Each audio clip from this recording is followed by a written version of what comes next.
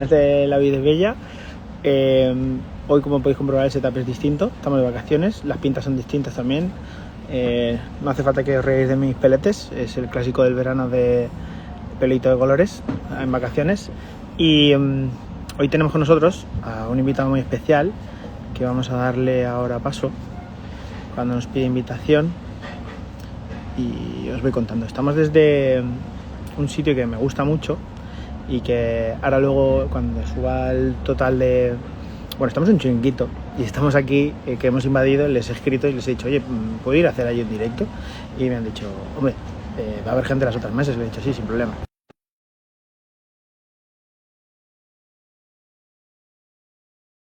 A todos los que se van conectando. No sé si se me escucha bien. Ahora veremos cuando se conecte Adolfo, le doy paso. ¿Qué tal, muchacho? ¿Cómo estás? Muy buenas, Víctor. ¿Se me escucha medianamente bien o...? Perfectamente. Yo te escucho muy bien. Porque es que no sabía si desde aquí nunca he hecho un directo de momento desde fuera del setup y lo de hoy está siendo full improvisado en vacaciones. Joder, aparte, parece que tienes ahí atrás parecen como Sí, vides, ¿no? O sea, una es parra. una parra y un poco hecha polvo, pero sí, está Ah, guay. pues bueno, mejor entorno Sí, imposible. sí, se han portado, los del garito se han portado. La gente de los baños de Sunshine en Denia, top. Bueno, ¿qué tal? Cuéntame, Muy bien, ¿cómo estamos? muy bien. Yo no estoy tan bien como tú, lamentablemente aquí en Madrid, que hace un calor que yo creo que está siendo el día más caluroso de lo que llevamos de año, o por lo menos de que yo recuerde de lo que llevamos de verano también. Y bueno, aquí refugiado con el aire acondicionado como se puede. Se hace lo que se puede, ¿no? Crack Adolfo, bien por aquí. Bueno, Adolfo, cuéntanos un poquito quién eres, qué haces, a qué te dedicas y cuéntanos un poco tu historia. Antes de empezar Bueno, con las preguntas. nada, es sencillo. Yo soy una persona que termina un poco en el mundo del vino. No te voy a decir por accidente porque al final es una... Creo que como nos pasa un poco a todos los que no tenemos una relación familiar con el mundo del vino, que al final entramos un poco por pasión, ¿no? Uh -huh. Empieza a desatarse esa afición inicialmente que después se convierte, pues eso, en pasión. Y en mi caso, bueno, pues yo no me dedicaba a algo que no tenía absolutamente nada que ver. Yo estudié audiovisuales y después hice cosas de formaciones en diseño web, en diseño gráfico, máster y tal. Me empecé un poco tras hacer de todo porque me he dedicado, o sea, he hecho, bueno, un poco como todo el mundo, ¿no? Cuando empieza su vida laboral, pues desde repartir pizzas o trabajar en una gasolinera, teleoperador, mil cosas. Pero ya cuando me fui encaminando al tema de más relacionado con el diseño web, diseño gráfico y estas cosas, ahí Sí. se me empezó sobre todo a desarrollar la afición por el vino, que terminó, como te digo, siendo una pasión y llegó un punto en el que pensé que me quería dedicar a ello y bueno, y afortunadamente lo conseguí, ¿no? Y actualmente llevo aproximadamente 8 años trabajando en Bodevoca. Soy Uh -huh. para que no lo conozca, es una tienda de vino online y bueno, soy el responsable del departamento comercial o de selección y compras y tal. Y aparte también hago cosillas fuera de boca que tienen que ver con la comunicación en el mundo del vino, la divulgación desde un canal de YouTube que empecé hace mucho tiempo, en 2014 Sí, aproximadamente. he bicheado tu canal y oye, me gusta mucho, tío. Haces cosas muy interesantes. Me lo puse el otro día y estuve viendo algunos videitos y vamos, tienes un suscriptor nuevo por Hombre, aquí. muchas gracias. Gracias. Y oye, ¿qué tal es eso de trabajar en Bodoca? Un bicharraco de venta online a nivel España y yo creo que más países, ¿no? Sí, bueno, pues muy entretenido, como podrás imaginar, porque al final es verdad que también siempre hay cierta presión, ¿no? Venimos con Voz de Boca, al final es verdad que es una compañía que es relativamente joven en el sentido de que, como nace realmente siendo algo 100% Uh -huh. online, en otros casos ya sabes que muchas veces hay tiendas físicas o grandes distribuidores que han montado una parte online. Voz de Boca nace con una vocación online desde el principio. Pero claro, también con la intención, como toda empresa, de mejorar y ir creciendo, ¿no? Entonces, yo me acuerdo pues, cuando empecé, como te digo, hace casi 8 años, pues éramos un grupito de gente que estábamos todos en una misma habitación, en una oficina, y ahora pues hemos llegado a hacer un equipo muy grande y, como tú dices, ¿no? Expandiendo también a nivel internacional.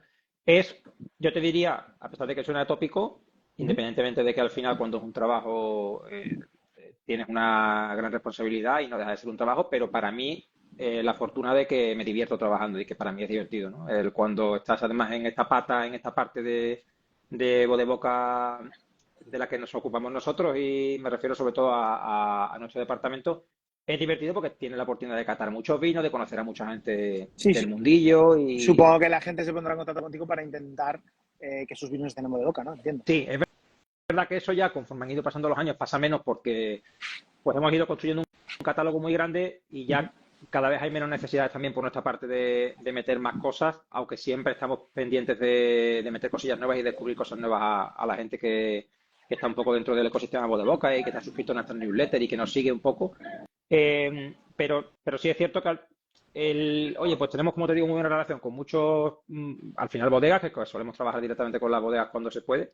Y está muy bien eso de que sale una nueva referencia, sale una nueva añada y siempre quieren que la pruebes y nosotros también encantados de probarlo, ¿no? Entonces eso te abre mucho Yo El recuerdo cuando... abanico. Sí, total, cuando ya hace tiempo que no lo hago, ¿no? Muchos años, pero cuando empecé en Voz de Boca Me puse como objetivo cada vez que íbamos al comité de cata, que suele ser todos los días, pues sobre la 1 de la tarde por ahí, yo llevaba una libretita, después lo pasaba a un Excel y creo que el primer año conté 2000 y pico vinos catados, ¿no? Entonces En ya un lo, año. sí, sí. Entonces ahí lo dejé, digo, no, esto es inmanejable, era todos los días mucho escribir, digo, nada, nada, ya. Pero sí te da la oportunidad sobre todo de eso, de catar mucho, entonces vas conociendo muchas cosas. Bueno, muy guay. Al final, yo creo que toda la gente que compra vinos a nivel online conoce voz de boca y es cliente de alguna manera. Si no es cliente porque os ha comprado, es cliente porque ha ido a buscar información de alguno de los vinos que tenéis. Eso es así. Sí, sí, eso Bueno, sí nos lo dice mucha gente, que a lo mejor no nos ha comprado nunca, pero dice, oye, pero me encuentro muchas veces con vosotros en internet y siempre suele haber información en las fichas para cuando tengo que hacer una cata, sobre todo profesionales, ¿no? Gente que ya se dedica al mundo del vino o sumilleres que realmente no tienen una necesidad de comprar en voz de boca, que a lo mejor tienen sus proveedores de confianza o no, o realmente no compran, sino que se dedican más a la divulgación o otras cosas, pero que consultan voz de boca, pues un poco como te diría, como una especie de pequeña Biblia, ¿no? Donde pueden encontrar información de incluso añadas anteriores y tal. Y eso está muy bien porque siempre nosotros hemos focalizado mucho en intentar que el contenido esté muy cuidado en voz de boca. Creo que es lo que nos hace un poco diferentes al resto de webs. vale. Y ya para ir cerrando, ¿qué tal el canal de YouTube? ¿Por qué lo empiezas? Cuéntame. ¿Qué iniciativa tienes en ese momento para decir, venga, pues voy a crear un canal de YouTube y voy a hacerlo sobre vino? Pues mira, o sea, yo empecé con una web que es plusvino.com en Sí. 2012, 2011-2012. Y era un poco lo que ves en el canal, pero escrito, ¿no? Eran posts. Eh, y yo ya por entonces me rondaba un poco la cabeza porque yo seguía a Gary Vaynerchuk, Ujú. que después se ha dedicado a algo que no tiene absolutamente nada que ver, o sea, mm, ha ido mutando un poco y está muy metido en temas sobre todo de marketing digital y demás, ¿no? Y se ha convertido en un gurú de la leche que no tiene nada que ver con el vino. Pero él empezó porque sus padres tenían una tienda de vino en Canadá y él empezó en la parte de arriba de la tienda en una habitación a hacer vídeos sobre vino, ¿no? Creo que se llama The Daily Wine, Wine Library y The Daily Grape, perdón. Un proyectito que sacó después con vídeos además en su propia plataforma, no lo subía a YouTube. En YouTube hay muchas cosas que están ahora que las puedes echar un vistazo que son muy graciosas. Sí. Entonces yo recuerdo ver sus vídeos y yo decía, joder, esto. Yo buscaba y no, en habla hispana no encontraba cosas que fueran parecidas, ¿no? Ujú. Y dije, pues, a lo mejor hay que probar con hacer algo en YouTube, ¿no? También por echar un rato, no por cubrir un hueco, más por divertirme yo, ¿no? Sí, más por algo tuyo que quieres hacer y dejarlo hecho que por el nicho que pueda tener, ¿no? ¿No? Y eso fue lo que empecé, o mejor dicho, la intención con la que empecé, y bueno, realmente al final Plus Vino es una cosita muy pequeña. Yo creo que es verdad que en el mundo del vino es complicado hacerse hueco en YouTube. Hay muchos influencers en Instagram, en TikTok y tal, que hablando de vino tienen unas audiencias muy grandes, Ujú. sobre todo cuando lo hacen accesible a la gente y demás. Pero YouTube me parece que es mucho más complicado, ¿no? Siempre me ha parecido que hay Es algo muy nicho, ¿sabes? Yo creo que... Sí, yo creo que ya nuestro sector en sí, al sector del vino, ya es total, nicho. Y total. si ya dentro de ese nicho le metes una plataforma especial, véase un TikTok, véase quizá unas plataformas de stream que ni Dios te va a ver en stream haciendo un stream de vino. Es muy complicado, Mm. ¿no? Creo que es el nicho dentro del nicho, ¿no? O sea, ya es la gente que le interesa, que le gusta mucho y que aparte se mete en el sector de que quiere estar todo el día sabiendo algo nuevo, tal. Yo creo que de la gente que conozco hay muy poca peña que sea nicho tan nicho, ¿no? quizá por decirte un nombre, Antociano, que es el tío que más al día intenta estar siempre, es el único que le podría cuadrar cualquier tipo de plataformas en las que hicieras un directo hablando de vino, o quizá los vídeos de YouTube. Pero bueno, Sí, yo creo que es complicado el tema del vino en YouTube y un poco me remito un poco también a los números, ¿no? Eh, bueno, veo canales, ¿no? También de habla hispana que pueden ser parecidos al mío y que a lo mejor tienen mucha más periodicidad en las publicaciones, gente con mucha más constancia, porque yo a partir de que empecé sobre todo en voz de boca y me vine a Madrid, el ya, canal lo tuve que dejar un poco bastante de lado, ¿no? sí, al final Entonces, un trabajo de 40 horas es lo que tiene. claro, exacto. Y te requiere un esfuerzo pues, adicional importante, ¿no? Entonces, cuando veo otros canales en los que, y a lo mejor pues eso, están con mucho en 10, 12, 13 mil suscriptores y dices, ostras, es que es muy difícil con ese volumen de suscriptores poder llegar a conseguir algo, me refiero a que te reporte una recompensa suficientemente interesante como para que tú digas, oye, pues voy a continuar por aquí. Al final se hace por Sí, gusto o no se es hace. más lo que dices tú, es más por gusto que por lo que puedas monetizar quizá del resultado, ¿no? Sí, es que es un poco, puede llegar a ser un poco frustrante, ¿eh? Porque tú ves un canal de tecnología o de Ah, inversiones o bueno, de tiene la tal, hostia. claro, y a lo mejor con 2 vídeos yo he llegado a ver algunos, ¿eh? Que llega a entrar y digo, oye, el canal está bien", y hay 3 vídeos en un año y tienen 30, 40 mil suscriptores. ¿Por qué? Pues porque al final la audiencia potencial es mucho más grande. Cualquiera puede estar interesado en cuál es la nueva cámara, qué tal, o el nuevo móvil, qué cuál, o una Correcto. review Iba a de... buscar una review en YouTube, cosa que de un vino quizá la gente no está acostumbrada a eso. Sí, mucho más difícil. Tienes que ir a cosas más genéricas. Al final, los vídeos que más audiencia tienen de mi canal son aquellos en los que yo pues he intentado sobre todo hacer algo de divulgación, pero mucho más general. Pues, por ejemplo, pues qué diferencia hay entre un champán y un cava, o qué es un vino espumoso, o qué es el vermú, o cosas de este tipo. Al final son los vídeos que más audiencia Sí, al tienen. final yo recuerdo, y ya dejamos esta parte de anécdotas de YouTube, yo mi canal lo creé en 2009. Ostras, Ojo, cuando YouTube estaba en pañales. Y empecé a subir vídeos de coctelería.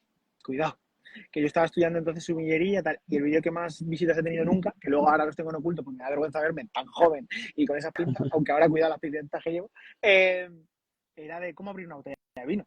Para claro, flipar, ¿sabes? claro. Pero bueno. Bueno, metiéndonos al turrón y dejando ya YouTube a un lado, Adolfo, vamos a empezar con las preguntas. Si el vino fuera una película, ¿cuál sería y por qué para ti?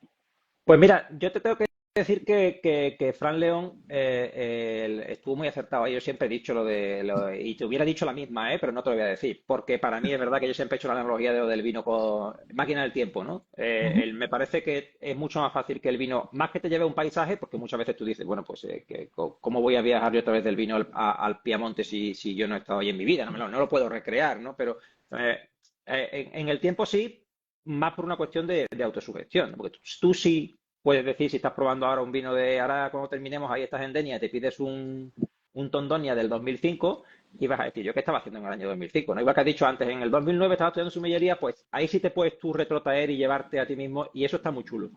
A eso le doy yo mucho valor. Pero por no repetir lo de Frank, que ya lo contó él, eh, yo te iba a decir El apartamento, Toma. porque es una película, bueno, es una de mis películas favoritas, pero sí que es verdad que con El apartamento pasa un poco como con El vino, ¿no? Es una película en la que, a pesar de que es una comedia romántica, es una película pues, relativamente agridulce, ¿no? En el que pasa como con El vino, que es que algo que puede llegar a ser muy sencillo, nosotros lo intentamos complicar, ¿no? La vida puede llegar a ser relativamente, bueno, puede, digo, no, al final las vicisitudes son las que son, ¿no? Pero muchas veces nosotros nos encargamos de auto boicotearnos, ¿no? Constantemente en la vida para complicarnos la vida más de lo que Más de lo debería. que toca. Exacto, y conspiramos contra nosotros mismos mucho y con el vino pasa lo mismo. Muchas veces lo complicamos nosotros, que somos los que tendríamos que facilitárselo al personal y lo hacemos complicado nosotros, ¿no? Bueno, y por eso enlazar los dos conceptos. Me gusta. Me ha parecido guay porque al final no es un trending topic de película quizá y me gusta la película que has dicho. Pero Elfo, tú que seguro que maridajes más de uno has hecho, ¿cuál es el mejor que has hecho o que has recibido? Y el mejor que has probado y el peor. ¿Y por qué? Pues mira, te voy a decir el peor, que a lo mejor quizá no sea realmente el peor, pero sí que me parece que es uno que se suele hacer mucho, porque lo solemos hacer todos mucho, y que realmente me parece muy malo, que es vino tinto, y aún ahí te voy a ir ya sobre todo a vinos tintos que tengan cierta crianza, cierto recorrido en botella y demás, con el jamón ibérico, me parece infame. O sea, esto es una cosa que se Y suele hacer además y bastante. además es súper común. Sí, sí, sí. Por eso te digo, más que como peor, yo creo que peor por repetición, ¿no? Es la gota malaya, ¿no? El maridaje este. Y me parece, de hecho, el otro día estamos aquí en una reunión con amigos, tal, y había jamón, ¿no? Aquí, además, donde estoy yo en mi casa. Buah, y si te coincidía que estábamos con un tinto y tal, es que te saca, o sea, te potencia toda la parte rica del jamón, toda la parte, te saca por retronarsal todo el tema de la sangre y tal, se hace muy desagradable.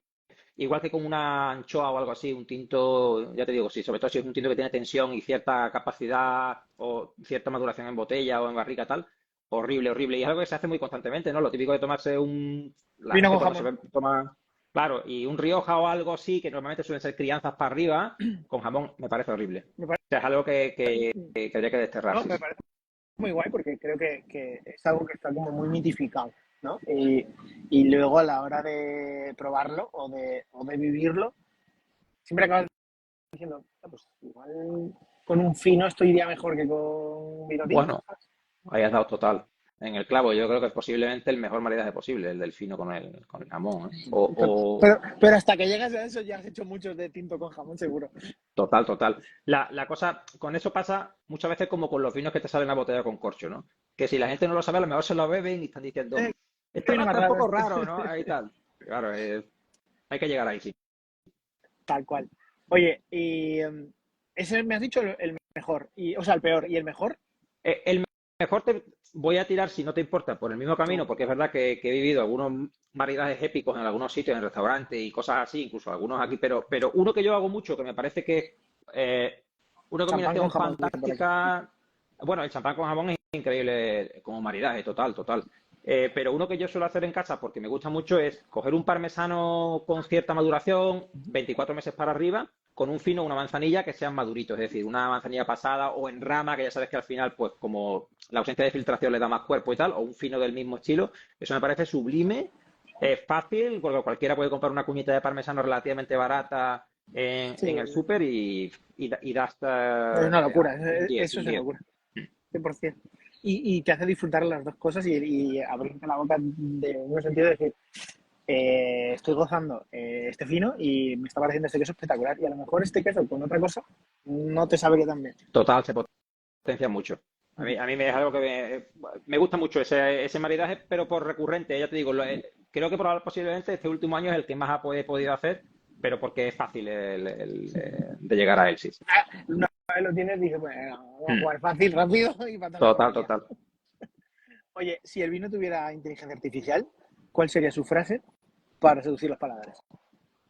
Yo en este tema me voy a ir muy al principio, porque yo creo que uno de los grandes problemas que hay muchas veces es la barrera, que además muchas veces también autoimpuesta, ¿no? Y yo te Uh -huh. diría que si tuviera una frase que fuera un poco, pues eso, como punto de partida sería, pruébame, dame una oportunidad, tío. O sea, la gente es curioso lo fácil, ¿no? Por ejemplo, te voy a poner una analogía que es muy típica, pero que es un poco dolorosa, además estando viviendo en España, ¿no? Que es el tema de la cerveza. La cerveza, yo me acuerdo que... Sabía que ibas a salir por ahí, porque es la típica. O sea, la típica es que pongas una cerveza súper complicada, fermentada de no sé qué, o de cerveza de fresa, o yo qué sé, una cosa rara, y la peña la prueba. Y le pones un mini y le cuesta ir, pero me cago en la puta, tío. Total, total. Y ya te digo, y si te vas un poco más atrás, un poco al inicio, yo no sé si tú te acuerdas la primera vez que probaste una cerveza, pero yo sí me acuerdo la primera vez que me eché un buche de cerveza a la boca, me pareció una cosa horrible, porque claro, la cerveza es una cosa amarga, ¿no? Entonces, Yo si no estás acostumbrado, no me escondo en reconocer que yo empecé con lambruscos, de los lambruscos pasé a los 5-5 y de los 5-5 a los vinos a los blancos jóvenes y así fui subiendo. Pero no pero, me escondo por ningún lado, vamos. Y pero es que anterior es a lo eso, más normal, calimocho. es lo más normal. Y yo creo que es el camino que probablemente hemos seguido todos, porque cuando un vino tiene cierto azúcar residual, al final se hace mucho más amable a un paladar, el de un niño que está acostumbrado a beber zumos, Coca-Cola, ¿qué le vas a dar tú? O sea, si ya empiezas un poco en la posadolescencia o ya en tu vida adulta a querer desarrollar un poco de interés en esto, es mucho más fácil que te guste lo que tú decías, un 5.5, un Moscato, 6 grados, 7 tal, o cualquier vino con azúcar residual, que eso. Entonces, a mí me parecen vinos fantásticos porque yo sé que se puede dar el caso, y conozco muchos casos, de que la gente que empieza bebiendo un blanco semidulce con 9, 10, 11 grados, a lo mejor va a terminar Sí, después comprando Jerez sí, dentro sí, de 5, 6, 7 años. totalmente. ¿Sabes? Y quizás mis últimas compras ahora mismo son amontillados, ¿sabes? Pero es cierto que la manera de empezar, y te hablo de hace un porrón de años, te estoy hablando de 2005, 2006 a lo mejor. Yo empecé así. O sea, a mí, cuando empecé a trabajar en macro, lo primero que me dijeron, mira, empieza por aquí. Y de los primeros tintos que recuerde de comprarlo, aparte de los lotes de Navidad típicos que te regalan la botella de antaño o alguno de estos, y no por desmerecer, no por desmerecer, pero que es que era así, eh, era un sangre de Judas o alguna cosa de estas, de pues, que tiene tira dulzón, ¿no? Claro. Y empezar con eso y luego poco a poco ir subiendo. Y la verdad que agradezco en ese momento, estaba en macro Juanma Terceño Sí, y sí, sí. que ahora está en González Vías y, joder, y con Juanma yo aprendí la vida y para mí ha sido un padre dentro del vino y le quiero mogollón, aunque hace mil que no hablo con él, porque él es el que me dio las directrices de empieza por aquí y ves subiendo. Y me dio como una lista de haz esto, esto, esto, esto y luego ves probando, ves probando, ves probando. Y aquí estoy. ¿Sabes? Pues grandísimo consejo, y además que viniendo de Juanma no me extraña porque es un tío que en el tema del vino comunica fantásticamente. Y sí, creo que es un poco el camino a seguir, pero pasa eso, ¿no? Que muchas veces yo me encuentro cuando sobre todo hay gente que coincides con ellos que son un poco, se están iniciando en el mundo del vino, o que hablas con una conversación casual, que te dedicas al mundo del vino, no, es que a mí no me gusta, y te lo dice con una cerveza en la mano. ¿Cómo puede ser? ¿Qué habrás probado, no? O sea, al Claro. final, una cerveza me parece un producto, partiendo de un origen, te digo, de una cerveza básica, tío, de una Cruz Campo, una Mau, lo que sea. Una cerveza de barrio me parece algo mucho más complicado que el vino, ¿no? Entonces, me refiero a la hora de entenderlo, de valorarlo. Me parece mucho más agradable chorrocientos mil, te podría poner 1000 ejemplos, lo has puesto algunos, ¿no? Sobre todo a la hora de iniciarse en vino, que una cerveza, ¿no? Y sin embargo, con la cerveza parece que todo el mundo está ok, ¿no? A todo el mundo le parece bien.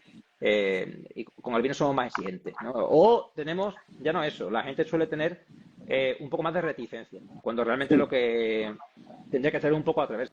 Por eso digo que hay que quitarse un poco esas, bueno, pues, barreras, ¿no? Quizá que aún nos autoimponemos y intentar probar algo. Me voy a probar, tío, que no es para tanto, que Mm. no te va a morir. Muy bien. Al final, eso también está yo creo que muy entroncado con el tema del consumo del vino en España, ¿no? También pienso que es muy bajo realmente. Dentro de los Sí, países del entorno y países productores, muy bajo. sí, sí, pero si el otro día habla creo que fue con Fran, no recuerdo si fue con el directo de Fran o en el anterior, no recuerdo. Pero si tú a España le quitas el vino que se consume aquí por los extranjeros que vienen en Exacto. vacaciones, cuidado, Sí, que es muy, muy poco, sí, sí. Estaríamos hablando de números realmente ridículos, Sí, sí, ¿no? sí, sí. Teniendo Para en lo que cuenta que, somos, como que productores. es, claro, como el país con más extensión de viñedo en el mundo, siempre top 3 de producción, siempre top, incluso muchas veces top uno, top 2 de exportación, pero sin embargo, En consumo, tenemos esa lacra, ¿no? Mm, consumo para nada, momento. Hay que, por eso estamos haciendo lo que hacemos, porque poco a poco hay que enseñar que, oye, que esto no pasa nada, que la gente que lo pruebe y que hay que seguir mm, intentando hacer que la gente pruebe esto, porque si no en 20 años el consumidor no va a existir. total. Mm. Bueno, Adolfo, ¿cuál es la mayor mentira que la gente dice sobre vino y que tú quieras desmentir?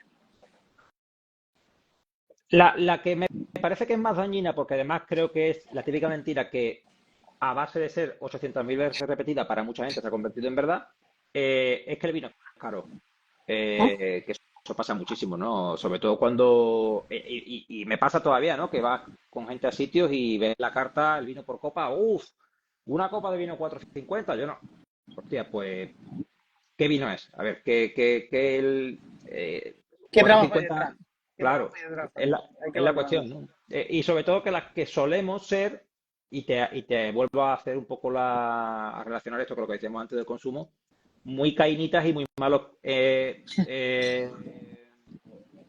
a la hora de pensar en el mundo del vino, en el prójimo que hace vino, en relación a otras cosas. A nadie le parece mal salir de copas una noche, que te zumben, que te cisquen ahí 12 pavos por un gin tonic en una barra en Madrid, bueno, te digo, pero en cualquier No, sitio, 10 parece 12 pavos, ¡pum! bien. Y la gente los paga y no se hace preguntas, pero ves un vino en una copa a 4 euros y se empieza la gente a rasgar las vestiduras. Sí. Cuando a lo mejor es un vino que no sé qué, 2018. Sí, a que estamos en 2024, te estás bebiendo un vino que un señor estuvo cuidando un viñedo, podando, ahora esto, ahora está esta ¿No? Y que ha plaga, habido ahora un granizo, proceso de ahora X años llueve. para que eso te lo puedas beber tú, está claro. Es un producto muy desagradecido, Sí, pero porque también es cierto que va un poco de las dos partes, ¿no? Un poco el concepto que tiene el cliente final de decir, joder, qué caro. Y también hay mucho daño dentro de la hostelería de querer ser el vino como si fuera cerveza o como si fuera café en cuanto a rentabilidad. Y eso no tiene que ser así, porque al final eso lo que hace es reducir el consumo total. O sea, yo, sí, los sitios que conozco que tienen un gran consumo de vino o que tienen una gran tirada en cuanto a vinos, y no hablo solo de vinos de barra, son gente que respeta un poco los márgenes de precio, ¿no? Que tú sabes que esa botella pues a lo mejor cuesta 9 euros o le está costando 9 euros comprarla y que a lo mejor le está cobrando el descorche y 2 euros más, no mucho más. Que es algo razonable, que dices, joder, pues es que para pedirme una copa que me va a costar 4 euros como podría ser, o pedirme la botella, coño, me puedo pedir la botella porque no me han pedido 40 euros por la botella, ¿sabes? sí, Hay mucha gente que... estoy de acuerdo. Es decir, sabemos y es verdad que yo soy el primero que se queja mucho de esto, que los márgenes de hostelería muchas veces son obscenos. Sí. No se puede intentar, porque encima el hostelero no compra. No todo es café. Exacto, exacto. Y el hostelero no compra a precio de APVP No. recomendado, compra más barato. Entonces, si tú ya partes de que un vino que tiene un PVP recomendado, es decir, un precio de tienda, ¿vale? Vamos por el precio de tienda normal, 12 euros y ya te lo estás viendo en el restaurante a 30, que eso es habitual. Es muy común, muy, muy común. Obviamente está claro que es una barrera, ¿no? Y que lo complica. Ahí ya eso está un poco en el debe de cada uno. Después, esto es como la pescadilla que se muerde la cola. Ese señor dirá que no se vende vino y el que va a su restaurante dirá, no, no se vende, no, no pido vino Porque es caro, porque, cabrón. claro. Claro. Entonces, ahí eso sí es un debate complejo, porque el hostelero se tiene que dar cuenta además también de que está en él un poco cambiarlo e incentivarlo. Pero es verdad Esta, que aún, perdona que te corte. sí, sí, no, dime, dime. Que esta misma discusión que estamos diciendo, creo que la he tenido con tropocientos mil hosteleros cuando yo estaba sommelier en Macro, para hacerles ver que, porque te decían, es que yo vino no vendo. Y te decías, vale, enséñame tu carta. Y veías los precios y decías, cabrón, no vendes vino porque estás cobrando el vino como si fuera un lingote de oro. Es normal que nadie te compre vino, porque la gente no es gilipollas, que a día de hoy tú coges el móvil, miras en Google cómo se llama el vino y sabes lo que Claro. cuesta. Fin. Entonces la gente, cuando te hacía caso o dabas pie a que tuvieran un precio razonable, de repente empezaban a vender vino y decías, hostia, pues igual no íbamos tan desencaminados en que tu precio era abusivo. Y te decía, ya, pero es que yo tengo que pagar muchas cosas. Vale, coño, pues sácalo de otro sitio. Claro. Haz un escándalo bueno de tu tapa. ¿Cuánto te cuesta la tapa de Bravas? No lo sabes. Es que el 80%, no digo todo, pero el 80% de la hostelería no tiene ni puta idea de hacer un No, no escándalo. escandallan. Es que por eso muchas veces van a la ruina. O sea, yo Claro, el peor negocio que es, si alguien me dice que hotelero. tiene dinero y quiere invertir, yo lo último que te recomendaría es que montes un bar, un restaurante, o montes un negocio de hostelería o una bodega. Eso es lo último que te recomendaría. La bodega ya es Entonces, muy romántico. exacto, Pues sí, sí, total. sí, que Entonces, totalmente. pero aún así, ya te digo, aun poniéndote en sitios en los que los precios pueden llegar a ser justos, no Uh-huh. quiero decir baratos, pero sí justos por las copas o por las botellas, es verdad que es más fácil que alguien, desde el desconocimiento, que muchas veces no saben si la referencia es más cara o más barata, le pueda parecer caro el vino que otra cosa. Después, si la tarta de queso vale 12 pavos, muy bien, ¿vale? Que Adelante. Qué eso, bonita era y le claro, hago una foto. Sí. exacto. Pero la copa de vino 4 uff, y no puede ser eso, tío, sobre todo por lo que comentamos antes, ¿no? Del valor de lo que hay detrás.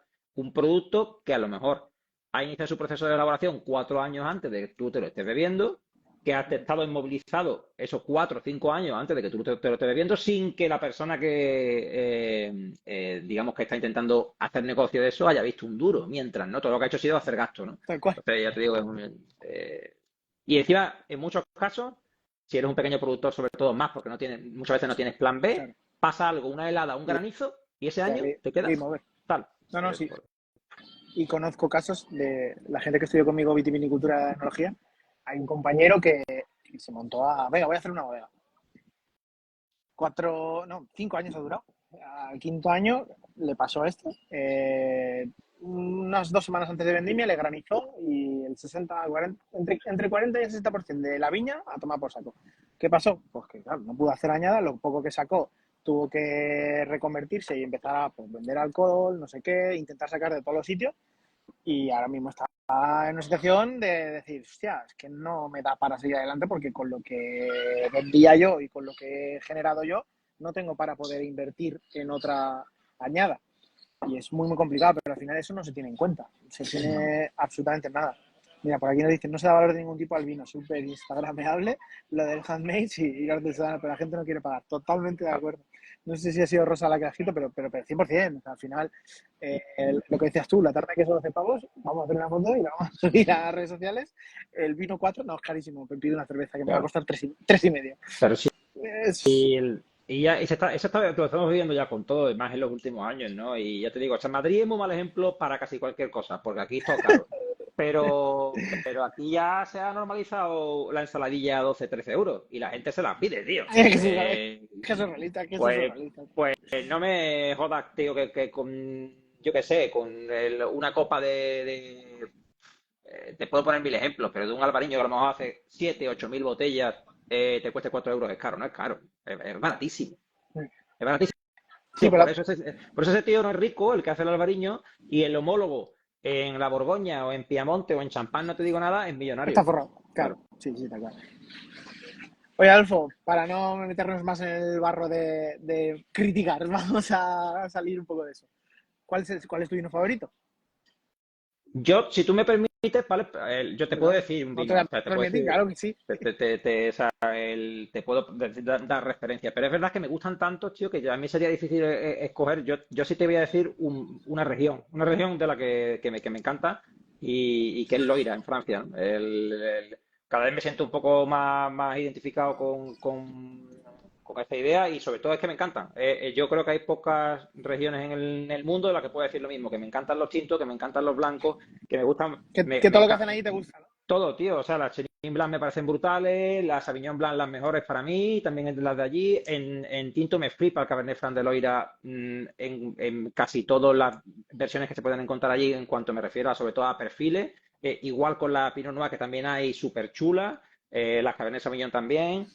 Muscadet también me flipa, como vino más sencillo y más para, sobre todo con maridar con cosas del mar y tal. O sea, me parece una región increíble, con un potencial brutal, además con capacidad de guarda y que todavía, que lo comentábamos además el otro día con algunos amigos del mundo del vino, que todavía es barata, es decir, que todavía se puede comprar. O sea, no Sí, está, no, no está abusiva todavía, sí, sí. no tiene la burbuja que hay en Borgoña, no te digo nada, ¿no? Y Burdeos Te permite, igual también. exacto, ¿no? Y con productores que creo que son míticos y algunos no tan míticos, pero que de muy buena calidad, comprar ahora mismo un blanco, incluso fácil, ¿eh? De 2018, 2019, 2020, por 18, 20 euros de gran calidad, vinos de guarda y a mí me gusta mucho. Ok, lo dejamos apuntado. Y como confesión vinícola, ¿alguna vez has fingido entender completamente un vino cuando en realidad no tenías ni idea? He estado intentando hacer memoria, he estado intentando hacer memoria y no me he acordado de ninguno de eso, pero sí que me he acordado de otra cosa que puede ser parecido, que es el vender un vino como si lo conociera sin conocerlo. Bueno, eso, Eso, aparte, yo creo que Sumiller lo tiene que saber hacer. eso, yo he jugado a eso muchos años. Al final es cierto que cuando te vendían una añada nueva que ya habías probado, tal, no sé qué, o una referencia nueva, bien, porque pasaba porque tú lo habías probado y lo primero que hacías cuando llegaba algo nuevo era probarlo. Pero cuando, por ejemplo, estabas fuera de tu entorno o de tus referencias conocidas, por así decirlo, que igual eran muchas, igual eran 1000 referencias lo que tenías más o menos en danza, y te preguntaban por algo y tenías que venderlo porque estabas en un evento tal, y decías, sí, sí, esto, tú más o menos mirabas denominación, mirabas uva, varietal, y Claro, decías, esto más o menos va a ser así. claro, claro, claro. Y tirabas de manual. Total, total, total. Creo que hay que hacerlo porque, ya te digo, al cliente al final quedas mal también de todas formas si le dices que hay veces que con la naturalidad también se puede salir del paso, ¿no? Pero es lo que tú dices, al final nosotros tenemos que ser capaces de, sabiendo de qué DO o zona o subzona variedades y el perfil del productor, que seguramente lo conoces, aunque no conozcas el vino, pues decir, oye, pues esto sí, es la personalidad de tal cual, no sé qué, de alguna manera, por lo menos confortarle, ¿no? La duda Sí, o darle resolverle un respuestas, poco, ¿no? sí, Sí. efectivamente. Ser un poco asertivo con esa persona y decir, bueno, entiendo tu consulta, entiendes tú que yo te voy a dar una respuesta global o genérica, pero tampoco va a ser súper específica. Mm. Sí, sí, eso lo he hecho mucho, lo he tenido que hacer mucho bueno, ya te digo, me parece que es una salida que hay que tener, igual que la de, ya sabes, cuando haces algo relacionado con la sumillería, muchas veces cuando hay o alguien te pide opinión sobre un vino que no te gusta, que puede pasar, Sí, y tienes que destacar un poco los puntos buenos o salirte de tu persona, ¿no? Y decir, bueno, pues lo voy a ver desde otro punto de vista, pues este vino, ¿qué fortalezas tiene? ¿O para qué puede servir? ¿O para tal? ¿no? ¿O con qué lo podemos Y que maridar? no a todo el mundo le tiene que gustar el vino. Al final puede ser que en tu gama de gustos no esté, pero puedes entender que haya gente que, oye, pues es que este es el tipo de vino que le va a gustar. Sí, sí, sí. Después las limitaciones que puede haber en cualquier momento de algún vino concreto que has tenido a lo mejor que sacar por copas, por una necesidad del restaurador y tal. Y tú dices, hostia, pues si esto es un vino con 10, casi 16 grados, un tinto con casi 16 grados de alcohol, vamos a servirlo a 10 grados en vez de a 14 para intentar bajarle un poco esa sensación más alcohólica. Lo Sí, puedes sí, sí. sugerir que lo mariden con esto y con otro. En fin, al final un poco tratar de sacar lo mejor de un producto que según las circunstancias puede resaltar más los defectos. Tal cual. Oye, esta que sé que te gustará, marketing vinícola. Si tu vida fuese una etiqueta de vino, ¿cuál sería el nombre de la botella y qué habría en la etiqueta? Mira, hay una cosa que siempre le digo cuando he participado en alguna charla con elaboradores, con bodegueros, bueno, en festivales, en concursos de cata y cosas de estas que me ha pasado alguna vez, Ujú. eh, que es súper importante que la gente en el mundo del vino le preste más atención a eso de la que normalmente le presta. Es decir, para vender el vino la gente para empezar tiene que saber que existen, ¿no? Y hay una decisión en esta estadística delante de un lineal que está muy condicionada por la etiqueta. Entonces la etiqueta, yo no te digo ya que sea más o menos atractiva porque esas cosas muchas veces son subjetivas, aunque no tanto, pero por lo menos que sea digna. Porque hay por ahí todavía muchas etiquetas en el mundo del vino que son horribles, tío. ¿Sabes? Que yo las veo y digo, no lo compraría nunca. Nunca si tuviera que guiarme por esto. Durante muchos Entonces, años ha habido vinos que he tenido crucificados, obviamente porque eh, en su momento los caté y no me cuadraban mucho o no me gustaron mucho, pero ha habido otros que simplemente era porque, joder, es que cómo puede ser esta etiqueta tan horrorosa y estando en 2000 no sé cuánto, ¿sabes? O sea, que llevaba ese mismo vino, no sé, 15 añadas y 15 añadas con la puta misma etiqueta horrorosa y decías, joder, yo no os digo que me hagáis una etiqueta resplandeciente, pero algo, no sé, cambiar algo, para mí eso es clave. Yo creo que la gente tiene que entender, adaptaros un poco también. claro, y aparte no hace falta tampoco ser la hostia del Lumbreras, ¿no? O sea, a una analogía con cualquier cosa de la vida, ¿no? Al final no te vas, probablemente no te vas, ya te digo, hay una parte siempre subjetiva en esto, pero no te vas a comprar seguramente un pantalón que sea horrible, no te vas a comprar un pantalón que sea, oye, dentro de unos cánones más o menos de belleza, digamos que globales, ¿no?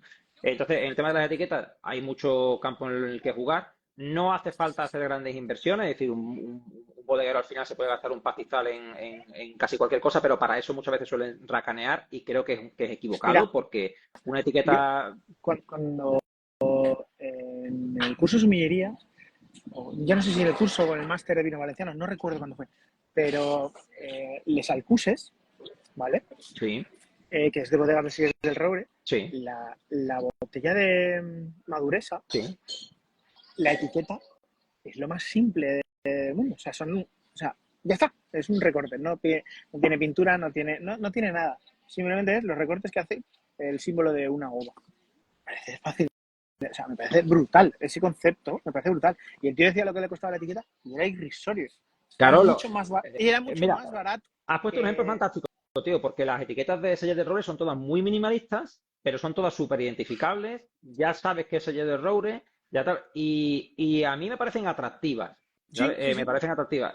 Hay algunos casos, ya te digo, que las Y etiquetas que son. envejecen, Sí, pasa el tiempo, sigue siendo la misma etiqueta, se readaptan mínimamente porque le dan un toque mínimo al cambio, coño, pero siguen estando guay y siguen siendo una inversión en etiqueta muy, muy pequeña. que comparado con gente que se gasta una pasta en la etiqueta y luego tiene etiquetas que dices, joder, macho, esto no va a ningún lado. Pues es para vérselo, ¿sabes? Sí, yo creo que ahí igual que al final alguien, un bodeguero, pues muchas veces pues tiene un enólogo o tiene alguien de confianza para una cosa o para la otra. Oye, pues tío, no tienes que contratar al mejor estudio de diseño de Nueva York, pero No, no, seguramente que en tu pueblo, muy cerca, tienes un diseñador gráfico apañado que te puede hacer algo bonito o que te puede hacer algo que realmente, oye, con lo que estés contento y no te va a suponer un gasto. Bueno, y no quiero tirar por ahí porque entonces ya, bueno, está relacionado con otra de las preguntas, ¿no? Pero ahora con el tema de la inteligencia artificial, tío, le pides a se hace Midjourney o algo de esto que te haga una etiqueta de tal y ya la tienes. Y es que llega a ser hasta un poco abrumador, ¿no? La capacidad que tiene ahora cualquiera para hacer una etiqueta fácil. Entonces no hay excusas ya, ya no hay excusas. 100%. Pero te me has escapado. ¿Qué habría qué habría en Sí, no, tu te lo etiqueta y digo, te cómo lo sería el digo. nombre? Mi etiqueta es que para mí es la máxima que yo, por lo menos, con la que yo entiendo el tema del vino y de la gastronomía en general, que yo la disfruto, pero vamos, a unos niveles, o sea, nada que ver cuando la comparto. Entonces, para mí, compartir es fundamental. Entonces, en el tema del vino yo lo entiendo mucho, sobre todo cuando son botellas relativamente especiales.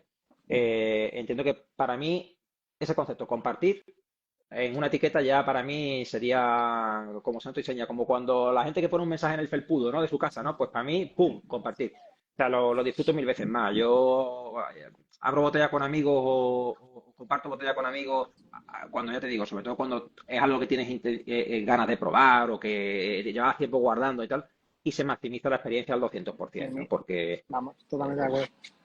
y eso es fundamental. Yo, en todo lo que tiene que ver, ya te digo, con la gastronomía, incluso me pasa lo mismo, ¿no? Y por tanto, para mí, un poco la máxima, el nombre sería ese, o un poco el concepto, compartir. Vale, apuntado queda. Oye, Adolfo, ¿qué te debo preguntar que todavía no te haya preguntado? Pues también estaba pensando en eso y la verdad es que no se me ocurría nada. Yo, justo cuando estaba echándote un vistazo a las preguntas, estaba tomándome un café y sí te iba a decir que aunque pueda parecer un tópico, soy un gran aficionado al café, ¿no? Cada vez además más. Y que pasa mucho también esto con la gente que tiene cierto aprecio, ¿no?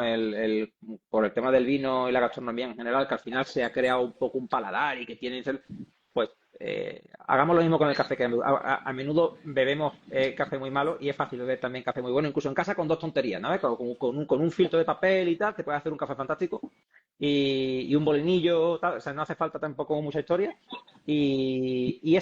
Eso es lo que te diría que me preguntaran, ¿no? Otra cosa a nivel gastronómico que me apasione, pues sería el café. Perfecto. Pues cuéntanos, ¿cuál es tu café top o cómo te gusta prepararte el café? A mí cada vez me gusta más tomarlo solo y para tomarlo solo y sobre todo en una cantidad que no sea un ristretto, algo muy pequeño, ¿sabes? Al final de en cualquier variedad o elaboración que provenga de una máquina de expreso, me gusta el café de filtro mucho. Yo casi siempre al final lo que hago más en casa es el Aeropress, que no sé si conoces la máquina esta que es una especie de émbolo, como una especie de jeringuilla gigante, que la que haces ahí la infusión y tal, y después tú presionas y es algo que me parece un invento de la leche. El señor que inventó eso tendría que tener un Muy monumento dices. por ahí. Total, total. Porque es bastante barata, ya de por sí tal como viene con los filtros que te trae, porque eso lleva un filtrito de papel así de redondo dentro, tienes para media vida con los filtros. Y hay mil millones de recetas. Hay incluso un concurso mundial de Aeropress en los que todos los años los baristas van con diferentes, porque en función de cómo muelas el café que le pongan, los gramos de café, los gramos de agua, el tiempo de infusión, si mueve, si no remueve, si lo haces invertido, el método normal. Y hacer un café en un Aeropress no te va a costar más de 3 4 minutos en total y sale un café fantástico. Entonces para mí es un descubrimiento total y que invito a la gente que si no lo conocen lo del Aeropress, que lo busquen en YouTube y tal, que tienen mil millones de vídeos y Que lo busquen en YouTube, ¿ves? Y es que al final nosotros mismos lo recomendamos, tío. todo 100%. Sí, sí. Muy bien, pues me ha gustado el Aeropress.